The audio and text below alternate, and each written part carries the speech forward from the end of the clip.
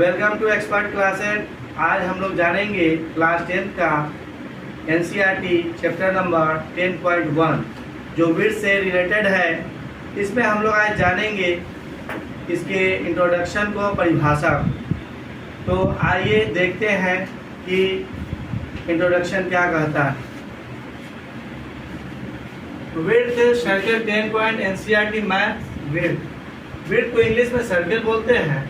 Width आखिर होता क्या है, विड्थ कहते किसको? तो विड्थ एक तल के उन बिंदुओं का समूह होता है जो एक नियत बिंदु से अचर दूरी पर होते हैं। एक नियत बिंदु से अचर दूरी पर होते हैं। फॉर एग्जाम्पल आप समझ सकते हैं।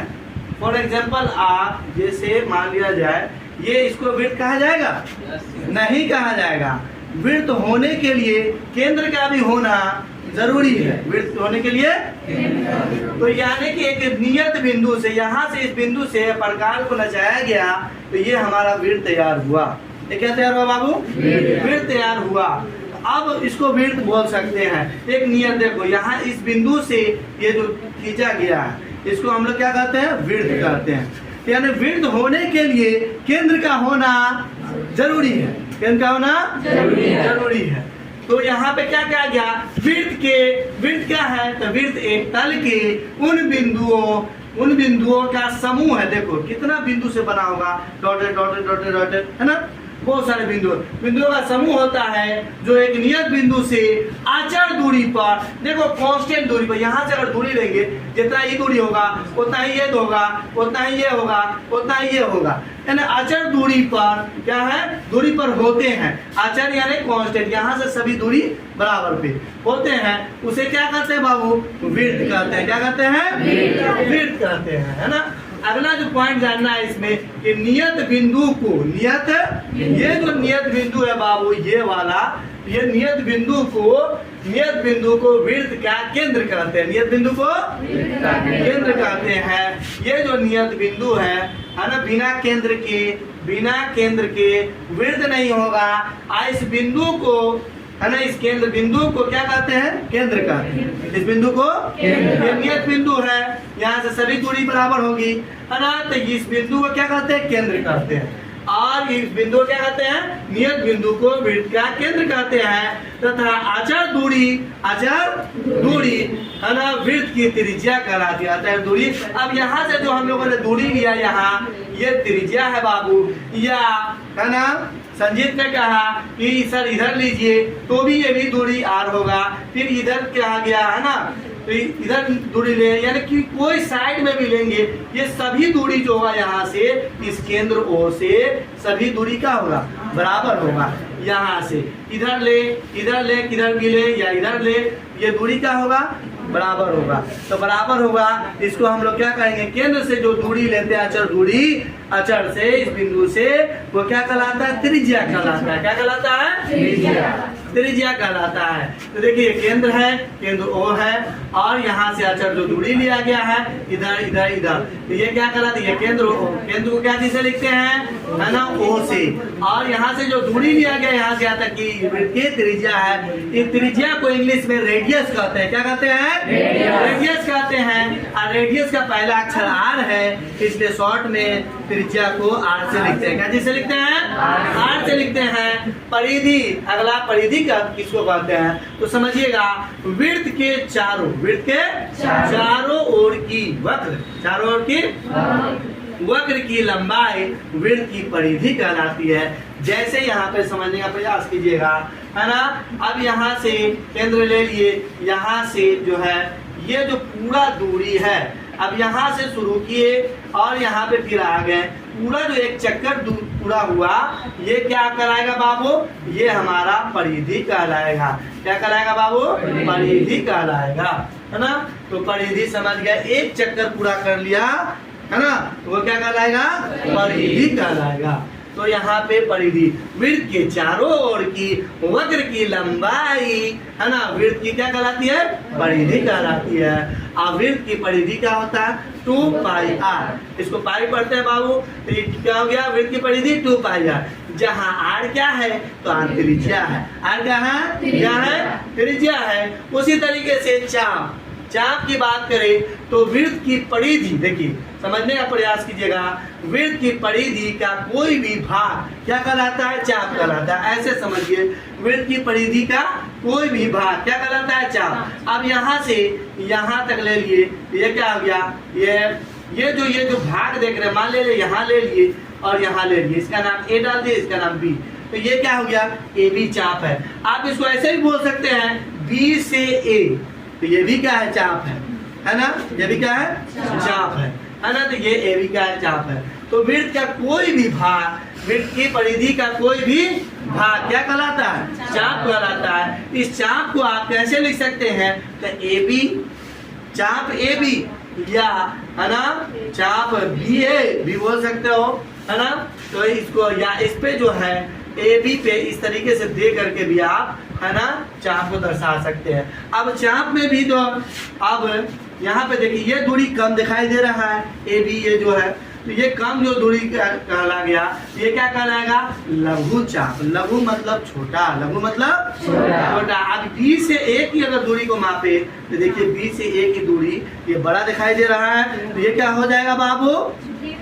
या इस साइड से अगर हम इस साइड से ए से बी पे अगर पहुंचे, है ना, तो ये क्या होगा? बड़ा दूरी, तो ये क्या कहलाएगा?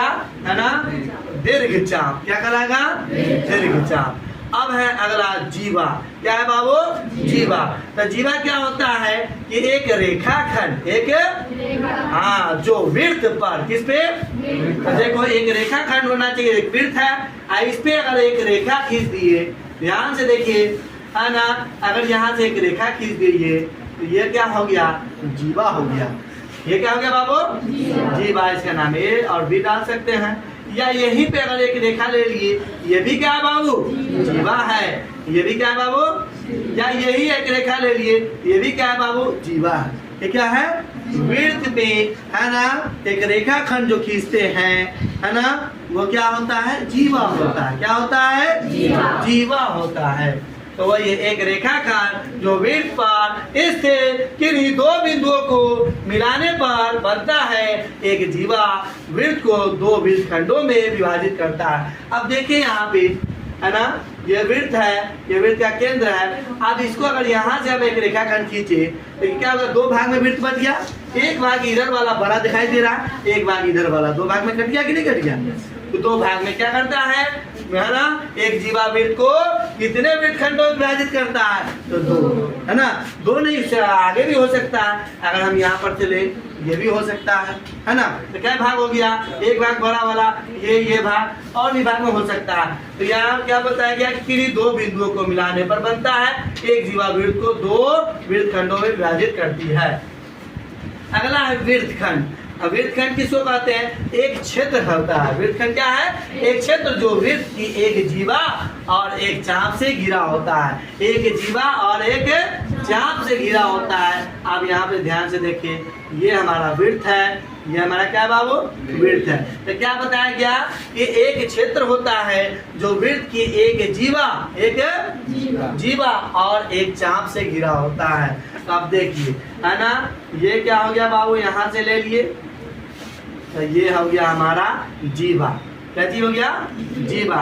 और इसको अगर हम ये दूरी और यहाँ एक दूरी ले ले, तो ये हमारा क्या हो गया बाबू? चाप। तो ये, है ना, वृत्तखंड क्या होता है कि क्या होता है कि जीवा से और, है ना, चाप से क्या होता है? घिरा होता है। चाप और जीवा से, ठीक है।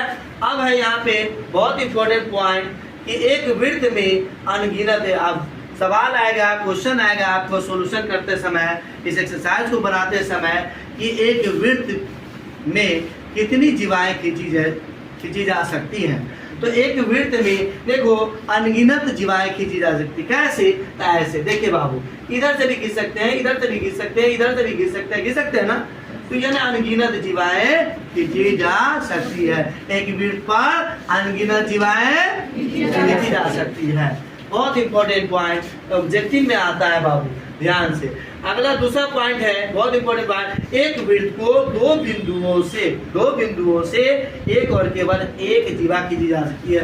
अब यहाँ पे समझने का प्रयास कीजिए कि ये हमारा वृत्त है ना बाबू, और यहाँ पे कोई बिंदु दे दिया गया है और यहाँ पर भी कोई बिंदु दिया हुआ है, तो दो बिंदु से कितनी जीवाएं खींची जा सकती है? केवल और केवल एक जीवा। कितना जीवा? अब इस दो बिंदु, इसका नाम ए है, इसका नाम बी है। अब इसको यहाँ से मिलाएंगे बाबू, एक ही जीवा ना खींचा गया। तो दो बिंदु से, किसी वृत्त पर दो बिंदु से केवल और केवल एक जीवा खींची जा सकती है। आप सीधे पूछे कि वृत्त पर कितने जीवा खींची जा सकती है? तो अनगिनत। कितने? अनगिनत। ऑब्जेक्टिव में आता है, तो इसको बात को आप समझने का प्रयास कीजिए, है ना। एक वृत्त को दो बिंदु से केवल और केवल एक जीवा खींची जा सकती है। नोट, इसको बात को समझिए। वृत्त की सबसे लंबी जीवा वृत्त का व्यास कहलाता है। अब देखिए, मान लिया जाए ये हमारा वृत्त है और ये हमारा केंद्र है। अब यहाँ से हम गुजर, तो ये भी जीवा है बाबू, है ना। ये क्या है? व्यास भी हो गया, इसलिए व्यास हुआ कि देखो केंद्र से गुजर गया। तो व्यास होने के लिए केंद्र से गुजरना होगा, जीवा होने के लिए केंद्र से, हाँ केंद्र से भी गुजर सकता है, नहीं भी गुजर सकता है, लेकिन व्यास होने के लिए आगे बढ़िएगा, है ना। आगे क्या होगा? ये व्यास होने के लिए केंद्र से ही गुजरना होगा, केंद्र से नहीं गुजरा तो व्यास नहीं होगा। तब क्या होगा? जीवा होगा। क्या होगा बाबू? तो देखो सबसे लंबा दूरी, आप यहाँ पे ये दूरी ले और इस दूरी को देखें, सबसे बड़ा है, तो सबसे लंबी जीवा जो है क्या कहलाती है ना। वृत्त की सबसे लंबी जीवा वृत्त का व्यास कहलाता है। वृत्त की सबसे लंबी जीवा वृत्त का व्यास कहलाता है। आगे बढ़ते हैं, व्यास किसको कहते हैं? एक रेखाखंड होता है, ये एक रेखाखंड है बाबू, एक रेखाखंड जिसके अंत बिंदु वृत्त पर स्थित होते हैं। वृत्त पर अंत बिंदु देखो, वृत्त है ना, इसको मान लो अगर ए और यहाँ पर बी, तो व्यास क्या है? ए बी है, ये केंद्र हमारा ओ है ना। तो यहाँ पे देखिए होते हैं, और जो केंद्र से गुजरता हो, यानी कि व्यास होने के लिए ये जो केंद्र है, केंद्र से होकर गुजरना होगा। अगर केंद्र से होकर नहीं गुजरेगा तो वो व्यास नहीं होगा, है ना। गुजरता है या वृत्त के किन्हीं दो बिंदुओं के बीच की अधिकतम दूरी है ना। यह वृत्त की सबसे बड़ी जीवा होती है। तो पूछेगा कि वृत्त की सबसे बड़ी जीवा डॉट डॉट कहलाती है तो व्यास कहलाती है। क्या कहलाती है? व्यास कहलाती है। याद रखना है। या त्रिज्या, व्यास क्या होता है बाबू? तो व्यास जो है त्रिज्या का 2 गुना होता है। अब इसी में हम त्रिज्या ले लेते हैं। यहाँ पे त्रिज्या ये आर है और इधर भी आर है। अब देखो इधर का आर इधर का आर, तो कितना हो गया? 2r। इसीलिए d बराबर क्या होगा? पूरा टोटल दूरी 2r हो गया। यानी कि व्यास जो होता है त्रिज्या का 2 गुना होता है, और त्रिज्या जो होता है व्यास का आधा होता है ना। नोट, प्रत्येक जीवा व्यास नहीं हो सकता है। प्रत्येक जीवा व्यास नहीं हो सकता। प्रत्येक जीवा व्यास नहीं हो सकता। हाँ, प्रत्येक जीवा व्यास नहीं हो सकता है। सिर्फ वही जीवा जो केंद्र से होकर के गुजरे वही व्यास होगा। केंद्र से नहीं गुजरेगा तो व्यास नहीं होगा, है ना। तथा व्यास भी एक प्रकार का क्या है? जीवा ही है ना। तो व्यास जीवा हो सकता है, व्यास जीवा, लेकिन केंद्र से गुजरे, केंद्र से, हाँ ठीक है। तो व्यास क्या होता है? 2 इंटू त्रिज्या, 2 गुने त्रिज्या, या इंग्लिश में आप बोल सकते हैं G बराबर 2 इंटू R। वृत्त में अनगिनत व्यास खींचे जा सकते हैं। कैसे? तो ऐसे, देखिए ध्यान से, है ना। ये हमारा वृत्त है। अब यहाँ पे ये केंद्र है। अब इधर से व्यास इधर ले लिए, फिर इधर से ले लिए, फिर इधर से ले लिए, फिर इधर से ले लिए, यानी कि लेते रहेंगे, लेते रहेंगे, लेते रहेंगे, लेकिन ये खत्म होगा? नहीं होगा। यानी कितना? वृत्त के केंद्र से अनगिनत व्यास खींचे जा सकते हैं। तो आज का क्लास यहीं पे ऑफ हो रहा है। फिर इसके आगे का जो है ना इंट्रोडक्शन वृत्त से रिलेटेड हम लोग अगले क्लास में है ना जानेंगे। Thank you.